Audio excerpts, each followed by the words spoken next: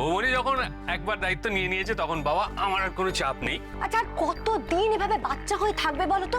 সব কিছু বৌমনি করিয়ে দেবে, তুমি খাবে, বৌমনি মুখ ধুয়ে দেবে, হাত ধুয়ে দেবে, এভাবে হয় নাকি? তোমরা কি ছেলে? মেয়ে বৌদি আমার কিন্তু ভাল লাগছে না।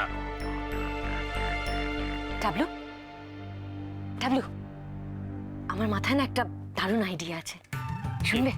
কি কি আইডিয়া?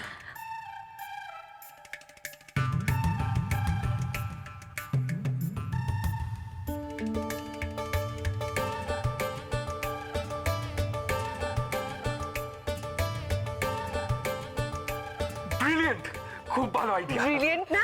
বলো ব্রিলিয়েন্ট না?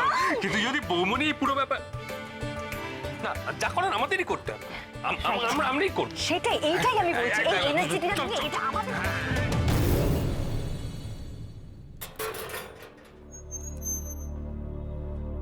তুই যে বললি মেস, এটা তো একটা বাড়ি রে।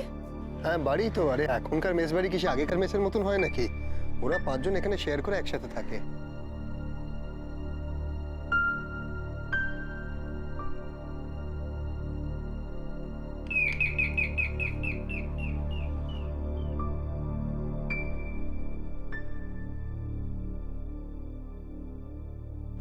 আপনারা আসতে পারি আমরা?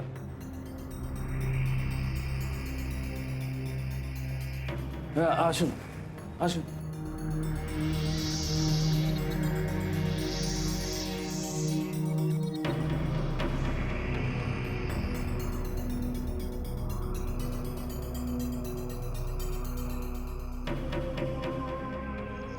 আপনার পরিচয়টা?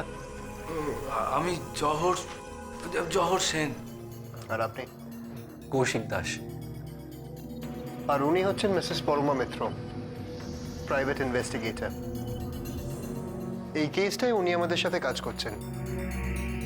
পরমা মিত্র মানে আজকে কাগজে যে কেসটার ব্যাপারে পড়ছিলাম, মানে ওই সিঙ্গারদের পরপর খুন করার ব্যাপারে। উনি সেই পরমা মিত্র।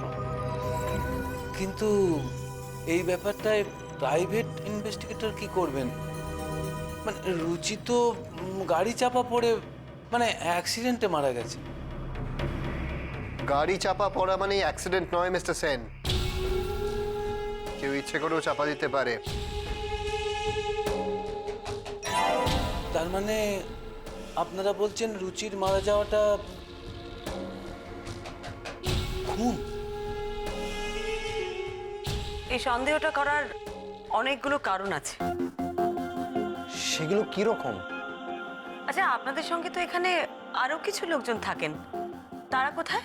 গগন আর শ্যাম তো অফিস গেছে, আমরা দুজন রয়ে গেছি। আসলে রুচির খবরটা পাওয়ার পর থেকে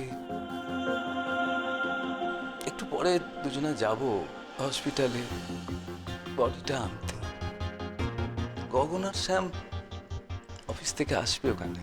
আচ্ছা আচ্ছা, আপনাদের কেন সন্দেহ হচ্ছে যে রুচিদাকে কেউ খুন করেছে? কেন?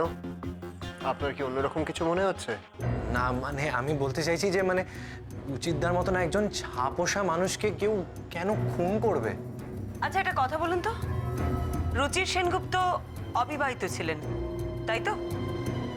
হ্যাঁ, ও বারবারই বলতো বিয়ে টিয়ে সব ঝামেলার ব্যাপার, ও সবে জড়াবে না। আপনারা ওকে কতদিন চেনেন? বছর 2.5-3 হবে। আমি তো এখানে আছি বছর 4। ও তো তার পর এলো। আপনি? 2 বছর। আমি তো 2 বছর আগে এখানে এসেছি। আপনারা বসে কথা বলুন। হ্যাঁ হ্যাঁ, আপনারা বলুন না, আমি সরিয়ে দিই। ঠিক আছে ঠিক আছে, অসুবিধা নেই। আচ্ছা এটাও তো হতে পারে যে আপনাদের সঙ্গে আলাপ হওয়ার আগে রুচির বিয়ে করেছিলেন, বা উনি বিয়ে করেছিলেন কিন্তু সেই ব্যাপারটা আপনাদের কাছে